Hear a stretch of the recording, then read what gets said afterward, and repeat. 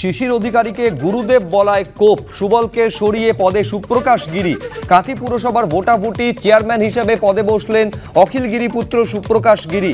শিশির অধিকারীকে প্রণাম করে গুরুদেব বলার পরই সুবলকে সরতে নির্দেশ দেয় দল, কিন্তু চেয়ারম্যানের পদ না ছাড়ায় সুবল মান্নার বিরুদ্ধে অনাস্থা প্রস্তাব আনা হয় তৃণমূলের তরফে।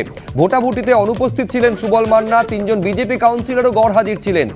17 দিন পর হাইকোর্টে মামলার শুনানি রয়েছে, আদালতি ভরসা বলছেন সুবল মান্না। অখিল পুত্র সুপ্রকাশ গিরির পক্ষে ভোট দিলেন নির্দল কাউন্সিলরও।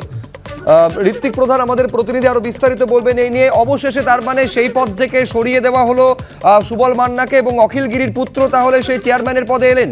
ঋত্বিক, দেখো, যেটা হচ্ছে যে এই গন্ডগোলের সূত্রপাত হয়েছিল কিন্তু মূলত শিশির অধিকারীকে প্রণাম করা এবং তাকে রাজনৈতিক গুরু হিসেবে স্বীকার করা, এই নিয়ে বিতর্কের পরেই কিন্তু যেটা দেখা যায় যে কাঁথি পৌরসভার যে তৃণমূলের কাউন্সিলররা রয়েছে তারা কিন্তু সুবল মান্নার বিরুদ্ধে অনাস্থা আনেন এবং সেই অনাস্থা এক প্রকার পাস হয়েই ছিল, যেটা দেখা গেল যে আজকে তাতে কার্যত সিলমোহর পড়লো এবং সেখানে ভোটাভুটিতে দেখা গেল যে সুবল মান্নাকে সরিয়ে সুপ্রকাশ গিরি অর্থাৎ কাঁথি পৌরসভার যিনি ভাইস চেয়ারম্যান ছিলেন তাকেই কিন্তু চেয়ারম্যান নির্বাচিত করলো কাঁথি পৌরসভার যে সমস্ত তৃণমূলের কাউন্সিলররা রয়েছে। অবশ্য আজকে একটা জিনিস দেখাচ্ছিল যে যেখানে বিজেপির কাউন্সিলর 3 জন অনুপস্থিত ছিল সেখানে কিন্তু এই ভোটাভুটিতে অংশগ্রহণ করার জন্য কিন্তু কাঁথি পৌরসভার এক নির্দল কাউন্সিলরও কিন্তু সেখানে উপস্থিত ছিলেন।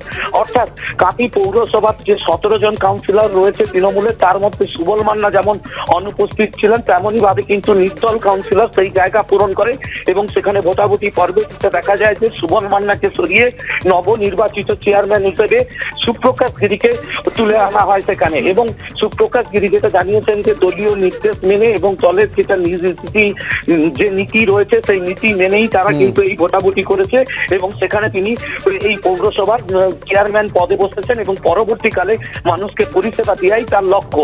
যদিও সুবল মান্না পাল্টা দাবি জানিয়েছেন, যদি কিছু কোনো জায়গায় এই পৌরসভাকে কেন্দ্রে আপনারা দেখেছেন বহু জায়গায় মানুষের অধিকারকে লুণ্ঠিত করা হয়েছে, মানুষের বিভিন্ন প্রকল্প উন্নয়নকে বিভিন্ন রকমভাবে ঘুরিয়ে দেখানো হয়েছে। আমরা চাইব সকলে মিলে আলাপ আলোচনার মাধ্যমে এই পৌরসভা আগামী দিনে বাংলার মধ্যে একটা নজিরবিহীন পৌরসভা হয়ে দাঁড়াবে, তার চেষ্টা আমরা সকলে করি।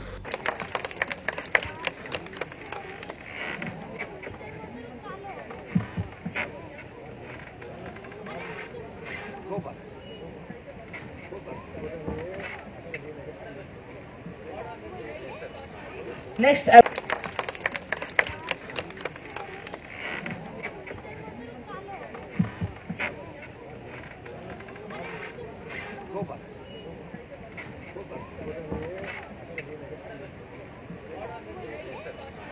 Next.